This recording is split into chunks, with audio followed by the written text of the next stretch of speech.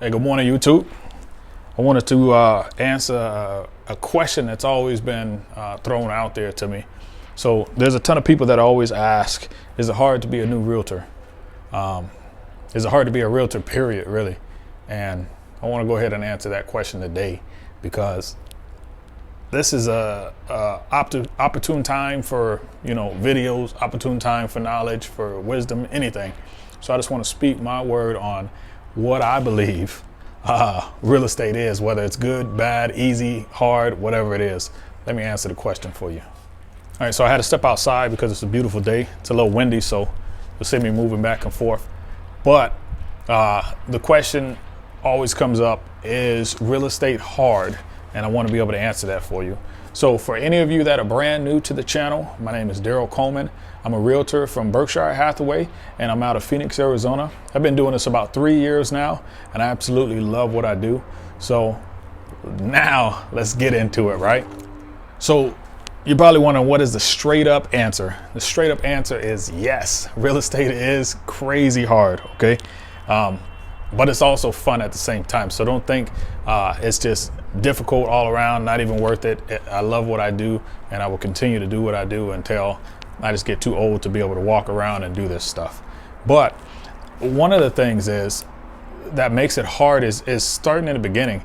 If you're already asking that question, you're going to run into something that all of us have done, in the real estate business, and we all have to go to school. So you got to start school.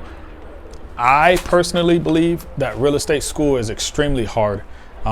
It may not be for you, but it was really hard for me. It took me 3.5 times to pass the test. There's 2 different tests that you have to take. So you'll actually take a school test, and you need to pass with the 75%, as well as the license exam. And that one you have to pass with the 75% as well. Okay, but there used to be 2 of them, a state and a national. So I kept failing both of those at first until the 3rd time I passed one, had to go back and pass the second one. They got $350 out of me because it was just, $75 per whop. Yeah, it sucked. So with that, with your courses, you need 90 hours here in Phoenix, Arizona. I don't know what it is in other locations, but it's 90 hours here. I did the 9-day crash course, so it kicked my butt, but I passed that bad boy. I didn't care. That's basically 2 classes per day, 10-hour days, okay? So you can stretch it out to 6 months, but you have 6 months from the day that you actually sign up to start your licensing, all right?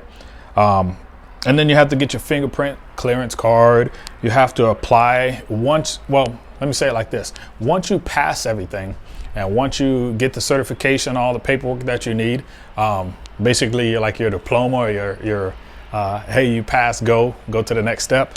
Now you actually have to apply for your license. So you got to go to the state and apply for your license. So that process is a little bit difficult, but once you get through it, you're already done. You don't have to do it again. All right, so the next step is going to be, you have to go to find a brokerage for work. All right, so you want to find your brokerage. Your brokerage is going to determine, what your commission is going to determine how your classes go, things like that. So if you want a brokerage that will let you work part-time, you may have a difficult time finding something like that. I know I had a difficult time. It took me a while to find somebody that was willing to take me on as a part-time employee, because I wasn't willing to give up my full-time job. But that also adds another level of difficulty to being a realtor.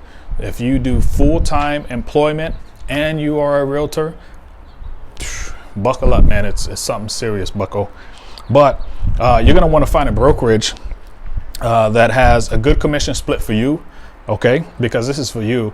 You don't want the brokerage to get more money. You want to get more money. And then also you want to have a brokerage that is going to offer some training for you if you're a new agent. My brokerage offers plenty of training. I was a fool and didn't go to a lot of them, but I did get my training along the way. I did have a broker that was amazing, that was able to teach me a lot of things. And then I started going to trainings every now and then for the ones that I needed. So that does become a little bit difficult to juggle if you're doing it part-time. If you're doing it full-time, you'll be there for the trainings. I'm not saying it's going to be easy though. So even still, now that you've been licensed, now that you find your brokerage or you're in the search of a brokerage, those are difficult. So now that you've done all that fun stuff, now you need to figure out how to advertise yourself. So this is where it really starts to become hard, okay? Because you're brand new to real estate. There's other agents that have been out there. Maybe you're checking them out and seeing that they're doing things. They're very successful. That's going to be them, not you. So you need to understand that you need to advertise yourself in order to make the money that you want to make or to gain the clients that you want to gain. Okay, so some of the ways that you'll be advertising yourself is going to be through a flyer, posters, social media, cold calls. That's another task, man. If you've never cold called somebody, man, buckle up again. Man, you're gonna be buckled up for sure, like 10 or 12 buckles. What you want to do is do open houses. Okay, that's going to be a new challenge for you. Open houses, you have to find your own way to do an open house. Okay, you can follow other people's steps, but what you're going to want to do is find something that fits you and your personality and how you do an open house. Okay, so if you can do an open house and make it energetic and advertise the way that you need to in order to get more people to come in, it's going to be amazing. What I did is I got pretty creative and I actually put a sign, well, I don't want to say a sign, but I colored on the back of my window and said open house. So I had it on there for like Thursday and Friday for Saturday. So I colored the address and an open house this date. And then I advertised on social media. I put flyers out there. I said free candy on the flyer, and then I had candy with balloons and stuff. But you'll figure out all that good stuff. But it does become difficult sometimes if nobody comes because it's discouraging. You want to do some door knocking, direct mailing. So these are all things that you may not see realtors doing sometimes, but this is all things that you want to do in order to be successful. So is it easy to do those? Sometimes it is, sometimes it's not. It's all based on what you want to do and how you feel. It's actually starting to get a little windy out here, so let me hurry up and finish, right? So the difficult times too is, like, even right now, a lot of realtors are out there and they're not making any kind of commission because they're not getting deals. That can be really difficult on you, and that can actually portray through the way you're treating your clients sometimes. So you may be a little bit pushy with clients if you're hurt for money and you're in hard times like this. So that can be a little bit of a challenge for you if you're a realtor or a new realtor. Just note that happens sometimes. Sometimes you have great months, sometimes you don't. This isn't HGTV, okay? This is real life. You need to understand that your money is going to be your money. You're not making the millions that they make on there. Maybe in the future you'll get it, but right now you're just starting out. So you need to understand that your money is going to be different than what they make. And then also, if you're getting in here to have flexible hours, that's phony as all get out, man. The flexible hours is not true. You work when your client wants you to work. And then a lot of you might be sitting here shaking your head saying, no, I'm going to work whenever I want to. Hey, man, more power to you. If you feel strong that you're going to work whenever you want to, try it. I say try it because that doesn't happen. Your clients are going to text you in the middle of the night. They're going to text you when they're under contract continuously. They're going to say they want to check out a home this minute. And if you can't check out the home that minute, what's going to happen is they're actually going to move on to somebody else. So you're going to lose that client as a buyer or a seller, and they're going to move on to somebody and then get that person money.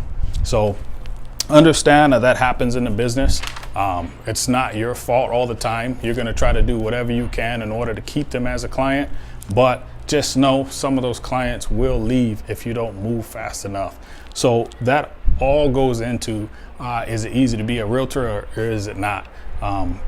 You have to make the decision on your own, all right?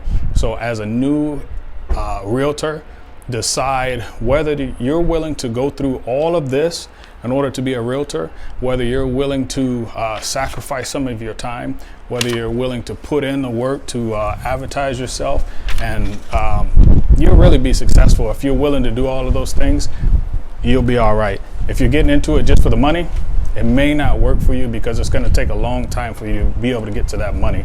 So just know you have to put in time in order to get money, okay? You have to put in time in order to get clients. It's getting crazy windy out here, but I hope you guys enjoyed it. With that being said, It is not an easy job. It is definitely hard. But if you made it to the end, put Shamrock on the bottom, hit the like button, and subscribe, man. Enjoy.